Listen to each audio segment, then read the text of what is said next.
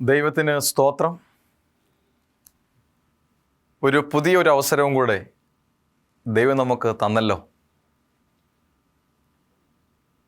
ഈ പ്രത്യാശ വചനങ്ങൾ ശ്രവിക്കുന്ന ഓരോ പ്രിയപ്പെട്ടവർക്കും യേശുവിൻ്റെ നാമത്തിലുള്ള സ്നേഹവന്ദനത്തെ ഒരിക്കൽ കൂടെ അറിയിക്കട്ടെ. ഈ ദിവസം ദൈവം നമുക്ക് സമ്മാനിച്ചത് ദൈവത്തിന് നമ്മളോടുള്ള കൃപയുടെ ബഹുത്വം കൊണ്ടാണ്. ഓരോ ദിവസവും ദൈവം നമ്മെ പരിപാലിച്ചു കൊണ്ടേയിരിക്കുന്നു.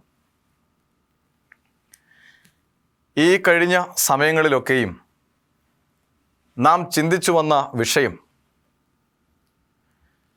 ഈ ഭൂമിയിൽ ദൈവത്തിൻ്റെ സങ്കല്പത്തിന് അനുസരിച്ചുള്ള ഒരു സഭയുടെ ഗുണങ്ങൾ എന്തൊക്കെയാണ്, അതിൽ പഴയ നിയമ കാലഘട്ടങ്ങളിൽ ദൈവം എങ്ങനെയാണ് സഭയോട് ഇടപെട്ടതെന്നും ദൈവത്തിൻ്റെ കാഴ്ചപ്പാട് എന്താണെന്നും നാം മനസ്സിലാക്കി.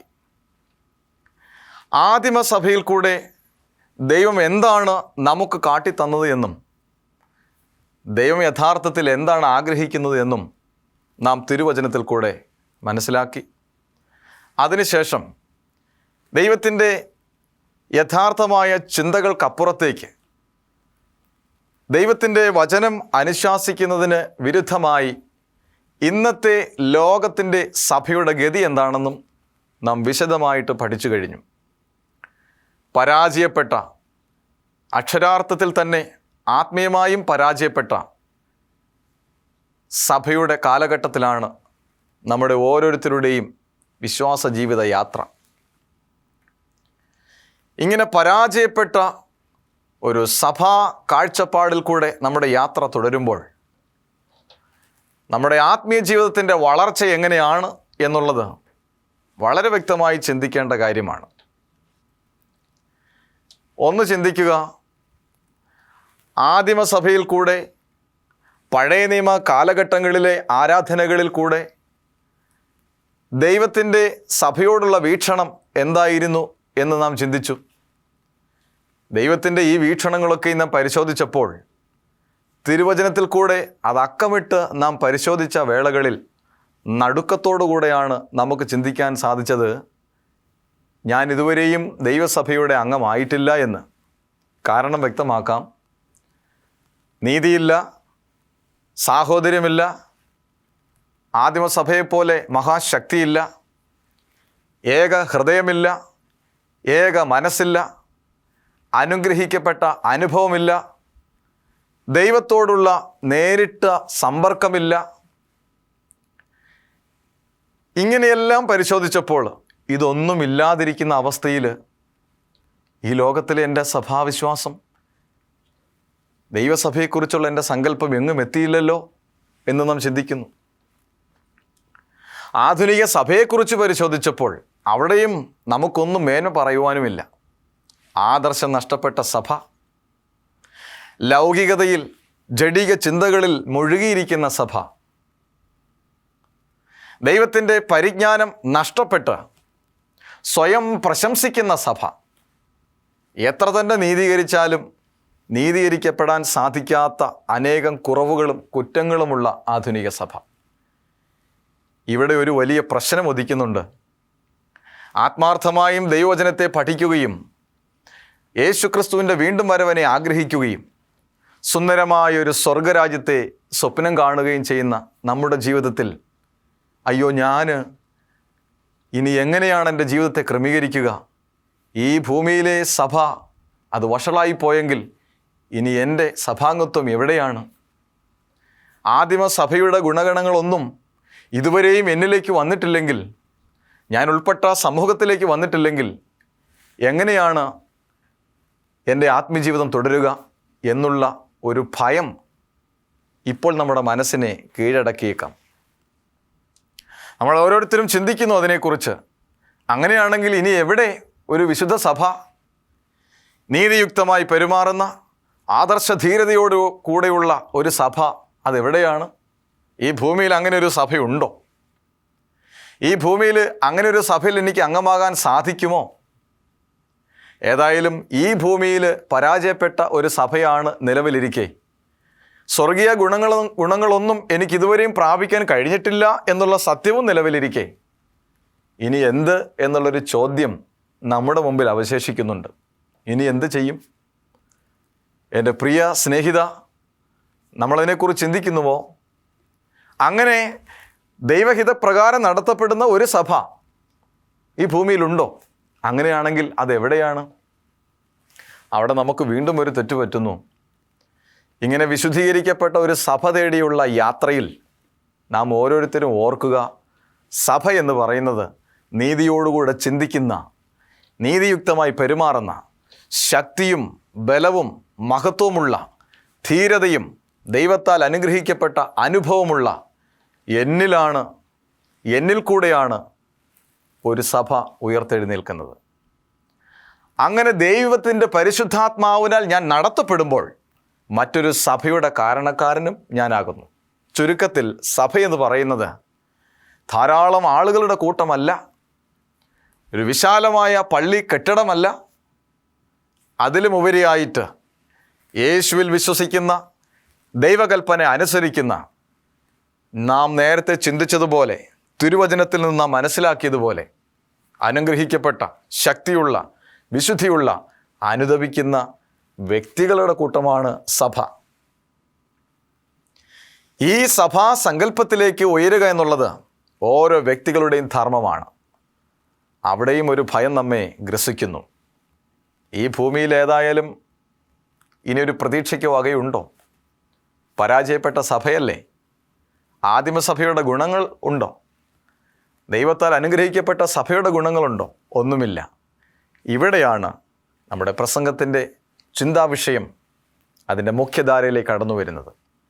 നാം ചിന്തിക്കുന്ന വിഷയം ദൈവത്തിൻ്റെ സഭയും പരിശുദ്ധാത്മാവും എന്നുള്ളതാണ്. ദൈവത്തിൻ്റെ സഭയും പരിശുദ്ധാത്മാവും എന്നുള്ള വിഷയത്തിൽ ഇങ്ങനെ പരാജയപ്പെട്ട അവസ്ഥയിൽ പരിഭ്രാന്തിയിൽ നിൽക്കുന്ന ഈ സാഹചര്യത്തിൽ പരിശുദ്ധാത്മാവിൻ്റെ പ്രസക്തി ഏറെ വലുതാണ്. ഇവിടെയാണ് പരിശുദ്ധാത്മാവിൻ്റെ പ്രവർത്തനത്തെ നാം തിരിച്ചറിയേണ്ടത്.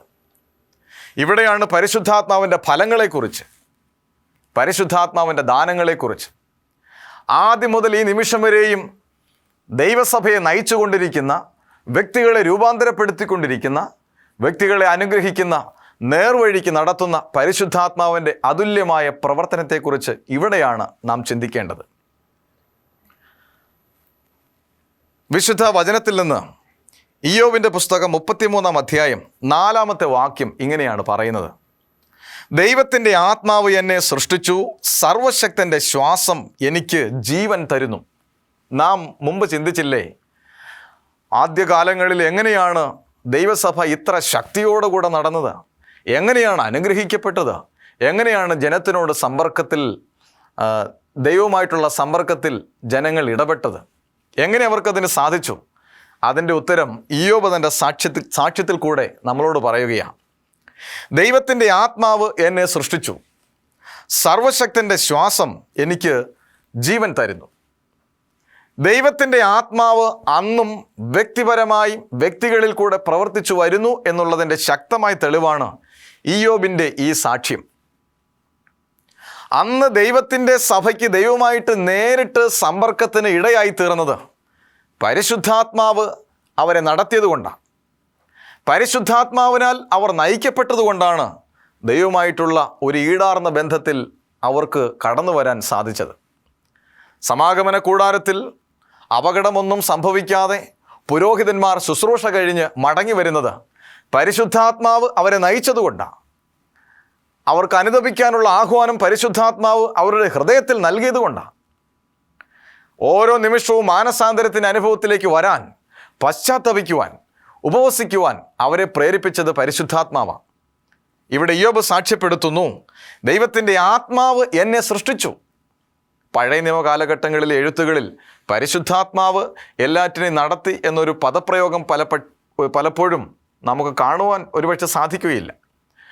എന്നാൽ അവിടെയെല്ലാം പരോക്ഷമായും രഹസ്യമായും ദൈവത്തിൻ്റെ പരിശുദ്ധാത്മാവ് ശക്തമായി വ്യക്തികളെ നടത്തി എന്നുള്ളതിന് നല്ല തെളിവാണ് പഴയ നിയമ കാലഘട്ടത്തിലെ തിരുവെഴുത്തുകൾ നാം പരിശോധിക്കുമ്പോൾ ലഭിക്കുന്നത്. ഇയ്യോബ് ആ തിരുവെഴുത്തുകളെ സാക്ഷ്യപ്പെടുത്തുകയാണ് ഇവിടെ.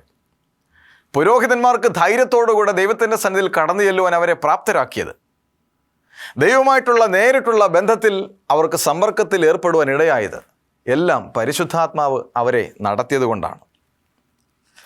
വീണ്ടും വിശുദ്ധ വചനത്തിൽ നിന്നും വായിക്കുമ്പോൾ യെശയ്യാവിൻ്റെ പ്രവചനം 44-ാം അധ്യായം 3-ാമത്തെ വാക്യം ഇങ്ങനെയാണ് പറയുന്നത്: ദാഹിച്ചിരിക്കുന്നിടത്ത് ഞാൻ വെള്ളവും വരണ്ട നിലത്ത് നീരൊഴുക്കുകളും പകരും. നിന്റെ സന്തതിമേൽ എൻ്റെ ആത്മാവിനെയും നിന്റെ സന്താനത്തിന്മേൽ എൻ്റെ അനുഗ്രഹത്തെയും പകരും.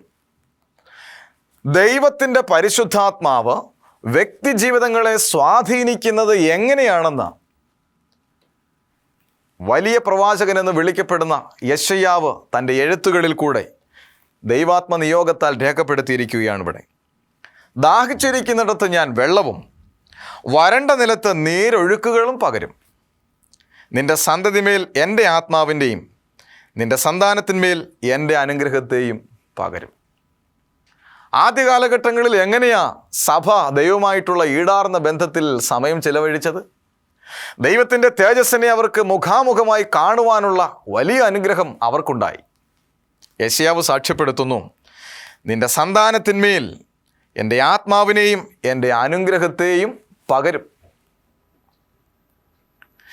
എൻ്റെ ആത്മാവിനെയും അനുഗ്രഹത്തെയും നിന്റെ സന്തതിമേൽ പകരുമെന്ന് യെശയ്യാവ് ഇവിടെ സാക്ഷ്യപ്പെടുത്തുന്നു.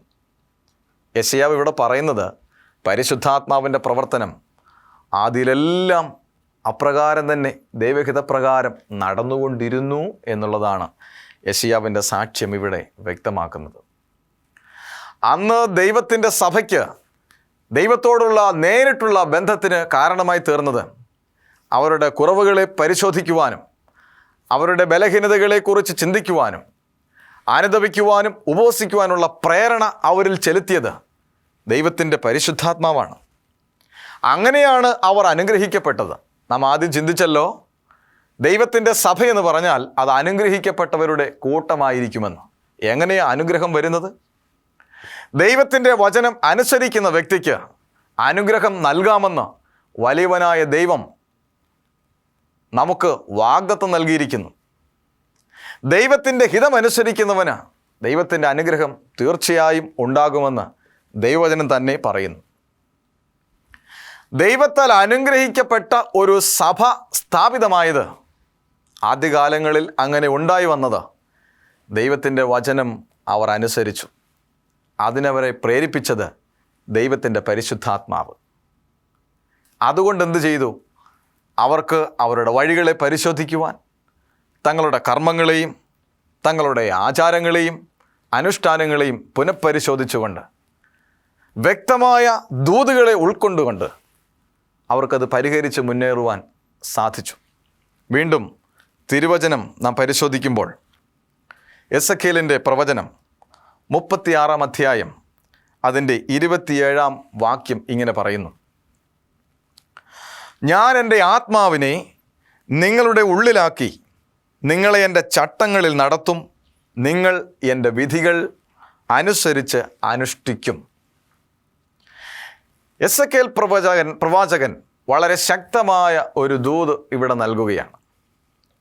ഞാൻ എൻ്റെ ആത്മാവിനെ നിങ്ങളുടെ ഉള്ളിലാക്കി നിങ്ങളെ എൻ്റെ ചട്ടങ്ങളിൽ നടത്തും, നിങ്ങൾ എൻ്റെ വിധികൾ അനുസരിച്ച് അനുഷ്ഠിക്കുമെന്ന്. ഇനി നമുക്ക് തീർച്ചപ്പെടുത്താമല്ലോ, എങ്ങനെയാ ആദ്യകാലത്തെ സഭ അനുഗ്രഹീതമായത്? എങ്ങനെയാണ് ആദ്യകാലത്തെ സഭ ദൈവത്തിന് ഒരു മുതൽക്കൂട്ടായി മാറിയത്?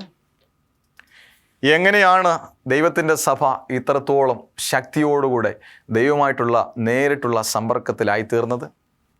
ഇവിടെ ദൈവത്തിൻ്റെ വചനം നമ്മോട് പറയുന്നു: ഞാൻ എൻ്റെ ആത്മാവിനെ നിങ്ങളുടെ ഉള്ളിലാക്കി നിങ്ങളെ എൻ്റെ ചട്ടങ്ങളിൽ നടത്തും, നിങ്ങൾ എൻ്റെ വിധികൾ അനുസരിച്ച് അനുഷ്ഠിക്കും. ദൈവത്തിൻ്റെ ചട്ടങ്ങളും വിധികളും അനുസരിച്ച് അനുഷ്ഠിക്കുന്ന വ്യക്തിക്ക് അനുഗ്രഹം പ്രാപിപ്പാൻ പിന്നെ എവിടെയാ പോകേണ്ടത്? ദൈവത്തിൻ്റെ കൽപ്പനകൾ രസിക്കുന്ന വ്യക്തിക്ക് ബുദ്ധി ലഭിക്കാൻ മറ്റെന്ത് വേണം?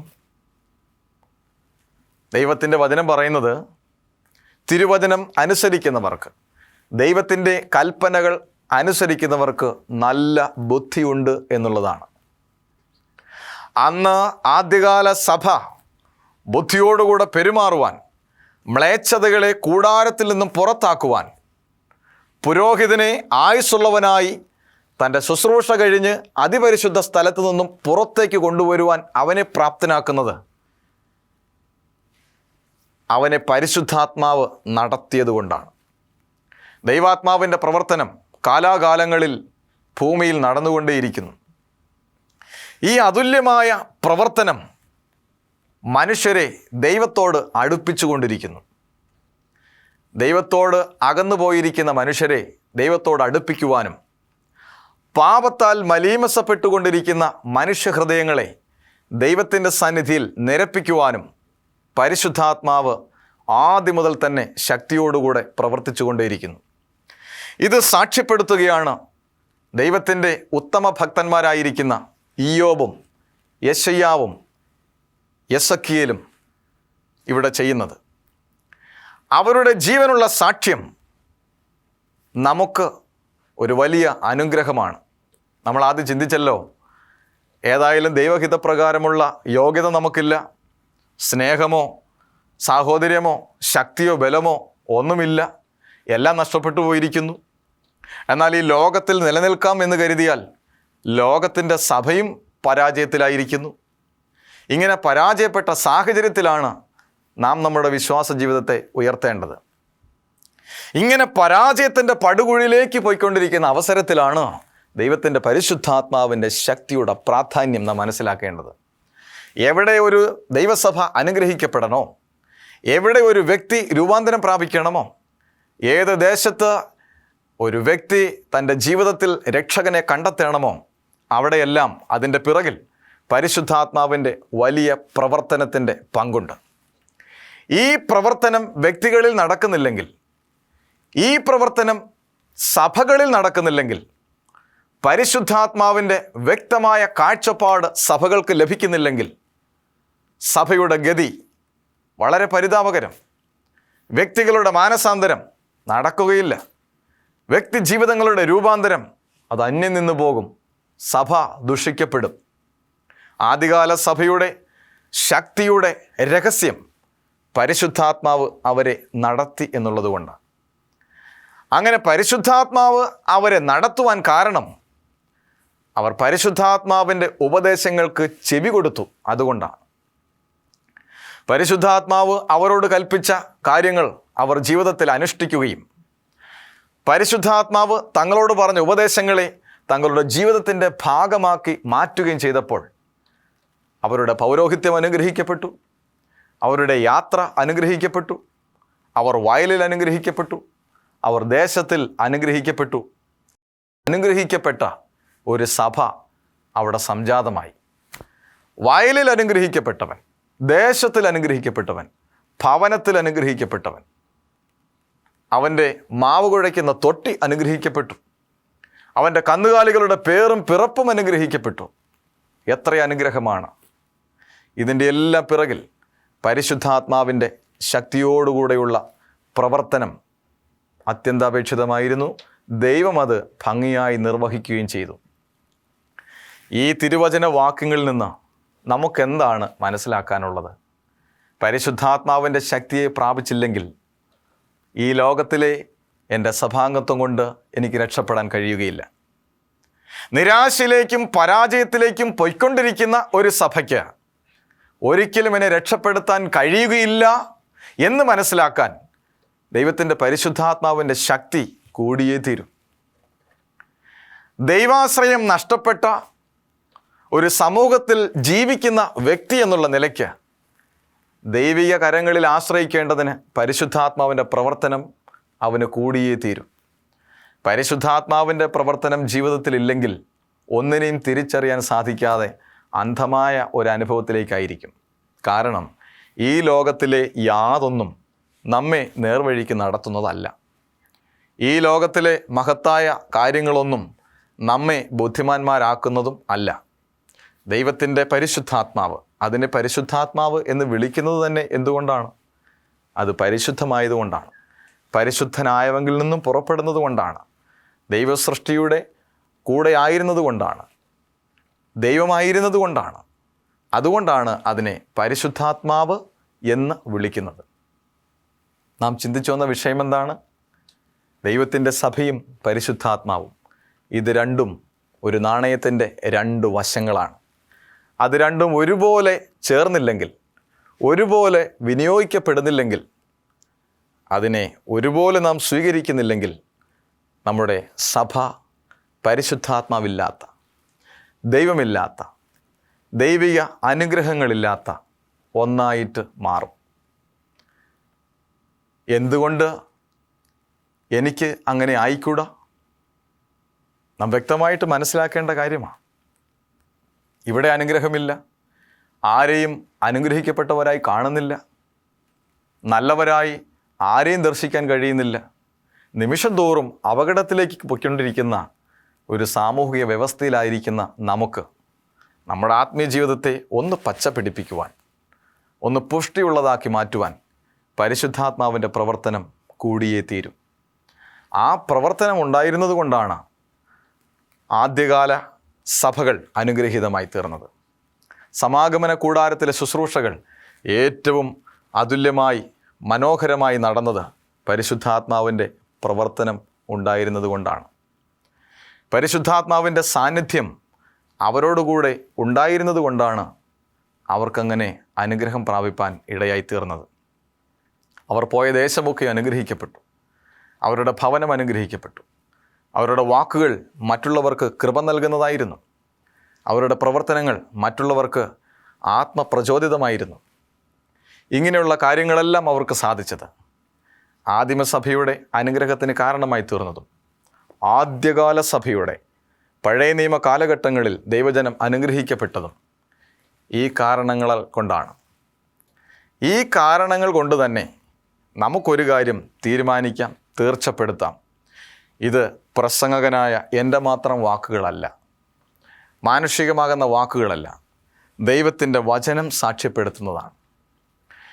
ദൈവത്തിൻ്റെ വചനത്തിനനുസരിച്ച് നമ്മെ തന്നെ ക്രമീകരിക്കാൻ നമുക്ക് സാധിക്കുന്നില്ലെങ്കിൽ, പരിശുദ്ധാത്മാവിനെ പ്രാപിച്ചില്ലെങ്കിൽ, എങ്ങനെ നമുക്ക് ഒരു അനുഗ്രഹീതമാകുന്ന സഭാജീവിതം നടത്തുവാൻ സാധിക്കും? വിശുദ്ധ വചനം എന്താണ് പറയുന്നത്? അത് നാം അനുസരിക്കുക. അതുമാത്രമാണ് നമ്മുടെ ജീവിതത്തിൽ അനുഗ്രഹമായി തീരുന്നത്.